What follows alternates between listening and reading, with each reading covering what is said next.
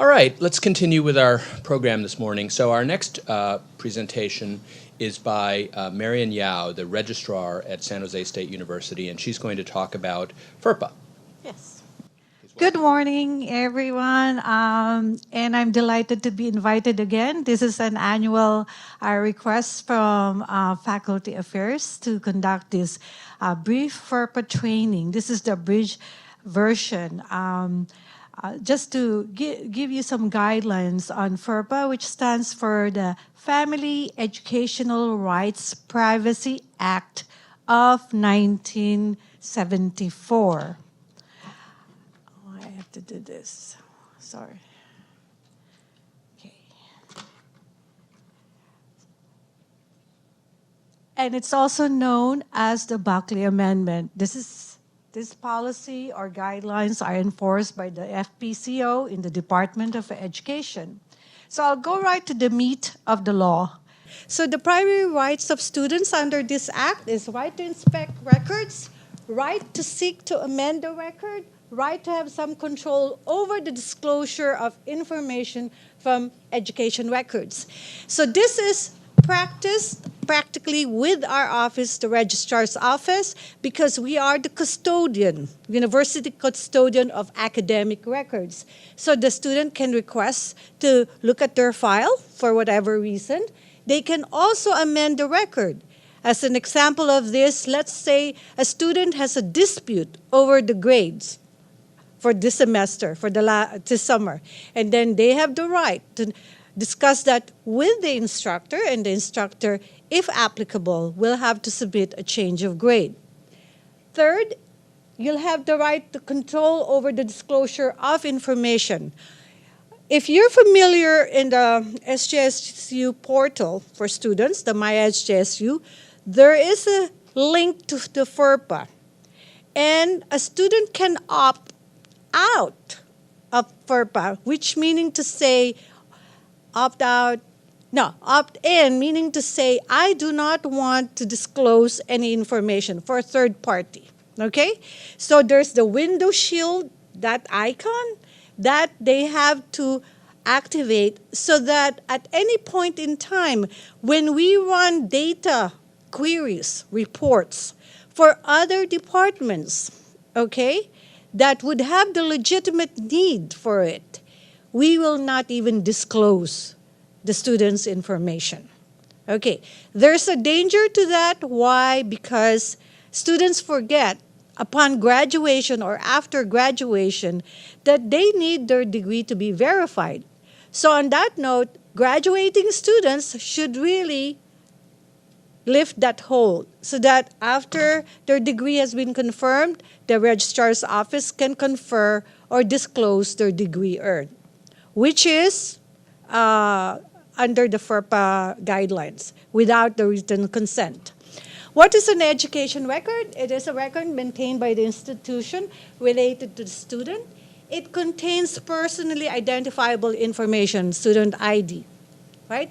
SSN, address, major, minor, GPA, email, everything else, right?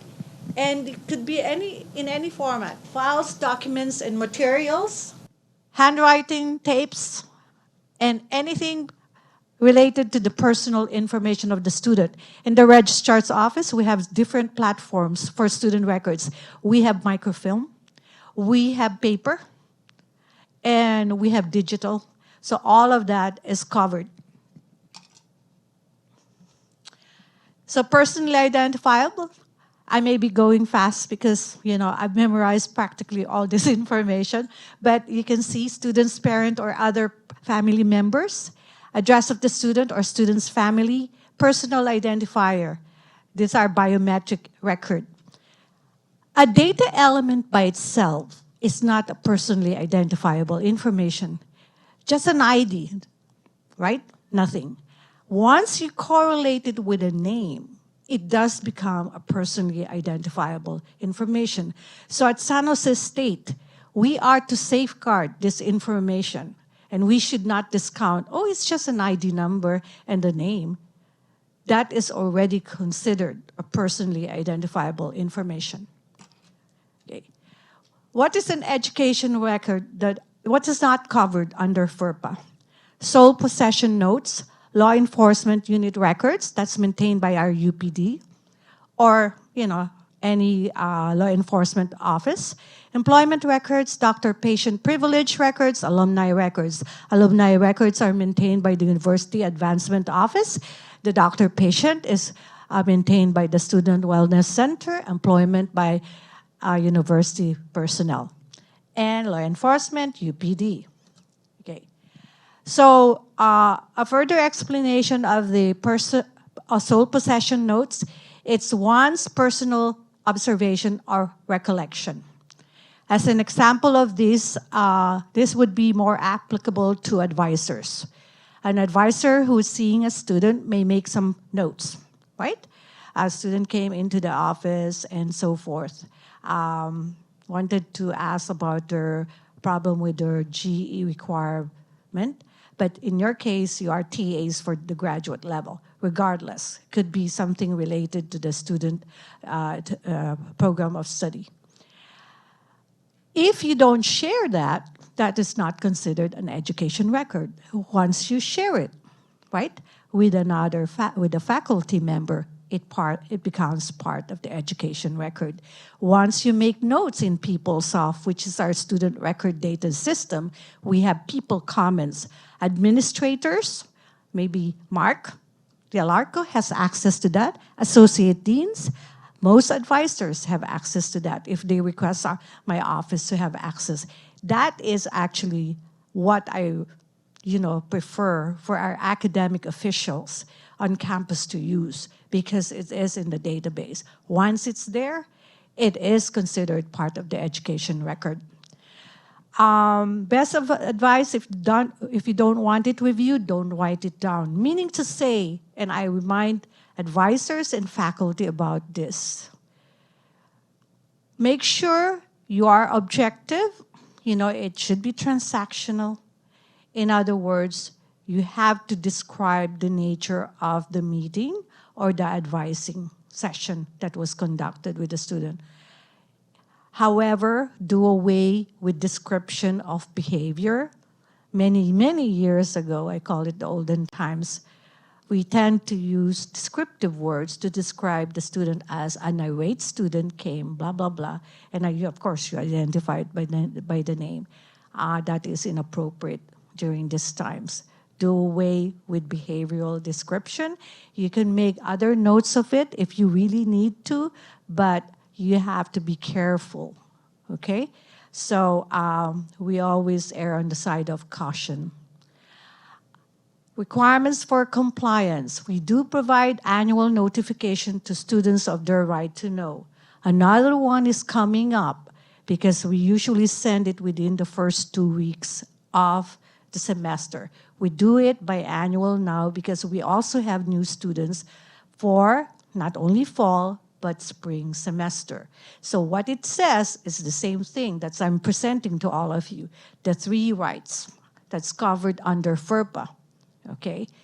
And, in other words, describing to them if they don't want their information to be disclosed to any third party, they have to use that FERPA hold. So what is a school official? School official is someone on campus, who is employed by the campus rather, who has a legitimate educational interest. So we are all, as TAs, you will eventually have that right because you will have access to grades and the students' records as a teaching assistant, right? Same with faculty, same with advisors. Anyone who is employed at the university and you have access to student records, including our student assistants, especially in enrollment services. We hire plenty of student assistants to assist us in our work, right? And they have to sign a confidentiality agreement that, they have access to student records and they should safeguard that. Director information that the university has designated as public that doesn't require the student's written consent. Okay?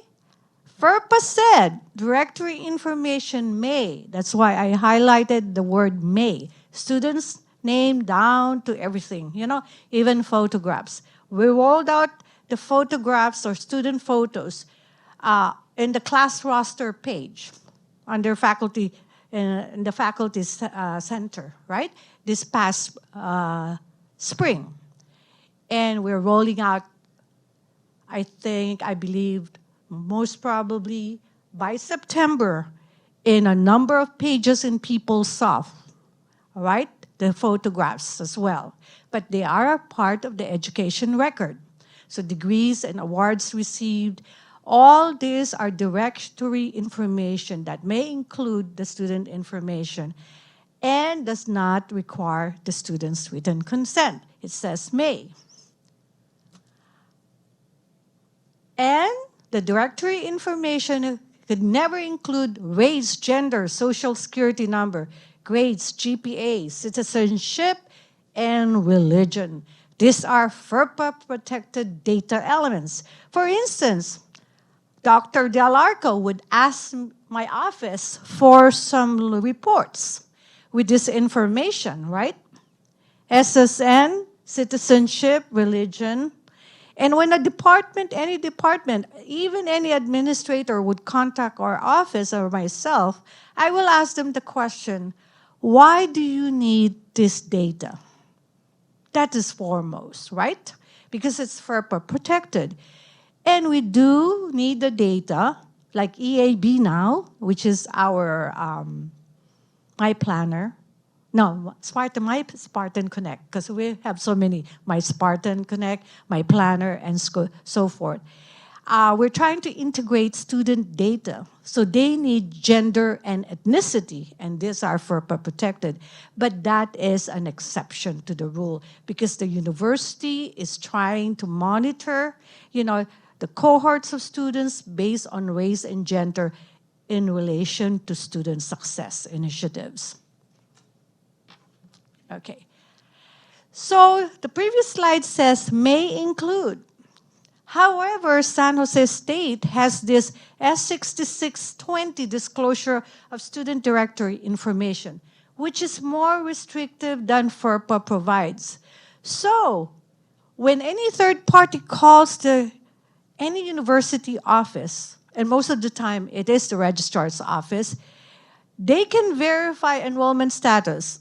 Is Maria Santos registered at San Jose State for fall 2019? Yes. Okay? Did the student graduate? Another student, of course. Yes. Received and dates. Okay? These are actually the two data elements pertaining to a student that can be disclosed without the student's written consent at San Jose State. Other campuses may be liberal, okay? They may include the other data elements we saw earlier, but we are more restrictive. So data element outside directory information can only be released with written permission of the student. And the last one, addresses and telephone numbers are not to be shared for marketing or solicitation purposes. This applies to our 400 student orgs, student and Greek, okay? And they usually approach my office or contact my office for email addresses because they want to solicit membership. We do away with that. There are a few exceptions, of course, like the Golden Honor Society that has been established for San Jose State for like 40 years already, okay? So I have described a school official can be a person employed by the college in any capacity, either administrative, academic support staff, including law enforcement and health staff, board of trustees, companies that we are in contract with. Currently, the registrar's office and faculty affairs, and I think another office, are in contract with BMI, our vendor for our imaging of our student records. So there is a legitimate interest for them to access our records because we're sending the paper documents to them so that we're outsourcing that part of digitizing our records. We have the Student Grievance Committee, part of the student conduct. Maybe Alex Frolic mentioned that earlier. If a student is serving in an official committee as that, or assisting another school official in performing their task. When we do, like the FERPA, the Registrar's Office, Admissions Office, Financial Aid, and the bursars, okay? We do have forms that a third party, like a parent for that matter, or guardian, would need to complete. Actually, it's the student completing it so that they can get written permission to give the parent or another party access to their information. For example, an advisor is supposed to meet with a student. However, the parent wants to be included in the conversation. It could be over the phone or in person. Make sure there is a written consent from the student. And it has to specify the record to be released, the purpose, right? And the party, and be signed and dated by the student. And to that, we have a new update regarding that. We are doing away with paper in the Office of the Registrar. If you go onto our website under forms, we do now have an electronic form that the student could complete. They don't have to submit it in person via a PIN number that will be established for them. They will be able to complete that and submit it electronically, and from there on, they can release, or we can release information to their parent as indicated under request. There are exceptions for FERPA, Comptroller General of the United States, as Secretary of the Department of Education, and state educational authorities. I'll just quickly mention about subpoenas. We received the subpoenas or court orders, but it has to be vetted by a person who resides in the university personnel, HR. Okay. I believe Alex may have covered regarding cases of sexual or crime violence. So pretty much that is also covered by FERPA, but when and we had cases on campus, but when it's already escalated to a higher level that it's dealt with by the police department, my office usually is not involved anymore in that process. Veterans officials, the Navy, Marine, and other sections of the Veteran Department of Education, we have the Solomon Amendment. What does that say? That they have the right to ask for data element for any student, okay? It could be name, address, email, major, when they graduated, but most of the time, they solicit from us student information of currently enrolled students. They are doing this for recruitment, okay? For the different divisions of the military. And we have to comply with the law. And representatives of Homeland Security, of course, they can access the student record, but they don't go directly to the university registrar's office or any department. We have guidelines to that.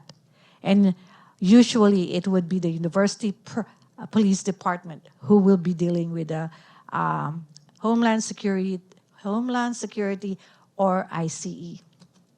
Okay. If there are any questions, high-level questions or cases, my office interacts or deals with Director Dale King in the U.S. Department of Education. I caution the university officials and any person who works in the university of how we handle cases. When a student has a complaint, for instance, about a faculty member who may have disclosed information about another student inappropriately to another person, and that's common, okay? Usually that complaint goes to the university ombudsman, and he or she or they will contact me and report to me the case. Then I'll start investigating. Interview the student, interview the faculty, or it could be an advisor or another staff member. I had one case a few years ago, multiple characters. I would use the word personalities, maybe better. Faculty, more than one student are involved. Very complicated. Okay, it took a while. It got escalated. So I really do these trainings in different levels just to raise awareness to faculty, especially what they should not do. Okay.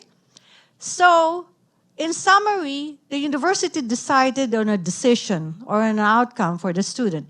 If that is not satisfactory to the student can escalate it to the chancellor's office, which can get more complicated, right? Going back and forth. Finally, if it's resolved, right, and the student is still not happy with the solution, what happens next is the student has the right to lodge the complaint to the Department of Education, and then they'll send the letter to the president, university president. The president funnels that letter to me, and it is my obligation to provide or respond of my investigation. So it is it's a taxing and complicated process. SSN documents should not be visible. As you all know, this is a federal and state guideline aside from FERPA. Having a student walk over documents with other students with information, this happens every start of the term. Faculty would send one sheet, a memo with 5 students' names and ID numbers without an envelope, and then handed it over to Allison, right? And then walk it over to us. That is a breach, and we usually call the instructor. Okay. These are other cases, asking the SSN is no longer a good practice. We ask for the student ID. If you don't have a student ID, date of birth. And grades, again, I will emphasize grade. Do not link when you are publishing any, I've been asked, in some departments, they still do that. And I told them, give a student a code if you want to publish their grades. I don't know why they would do that, because you have Canvas, right? So I discourage any faculty for doing that. That's an old practice. Posting of students' grades outside the classroom with names or ID numbers. Sharing of documents via Google Drive, Google Docs, is permissible except level 1. What is level 1? Social security number and date of birth. But you can do ID numbers and other information. We do that with the registrar's office in conjunction with the associate deans when we share documents in processing some tasks. Recycling, I would want to mention that. I often see copies of driver's license and passport being trashed, because when they make copies in the print shop and then it's not a good copy, they just throw it. Do not do that. As a student yourself, you have to be careful and remind your students not to do that practice. I think I've covered the third one. This is the last bullet, providing student schedules to someone to help locate the student. No one in this campus should be doing that, even you get a call, okay? If you get a call, whether it's a parent or a third party related to the student, he said, I would like to know where Marion Yao is having her class this morning because there's a family emergency. You get the call, and technically, you can go above and beyond and call the university police department and give the information, and they'll continue with the communication. Otherwise, you can just tell them or give them the number of the university police department, and they will handle it. The UPD will go to the students. They have access to the schedule of students. They can check the student, where they are at, and they will escort the student out of the classroom. That's the safer way. Okay, I think I've covered that. Okay, so I interact with Yen Hein in the ISO, Information Security Office. He deals mostly with contracts, software contracts, because most departments are purchasing contracts that will be importing data from PeopleSoft, student data. So we work closely together. So he would consult me, and verify it with me whether it's FERPA compliant. Okay. So thank you. Any questions? Okay. But if you do have any questions when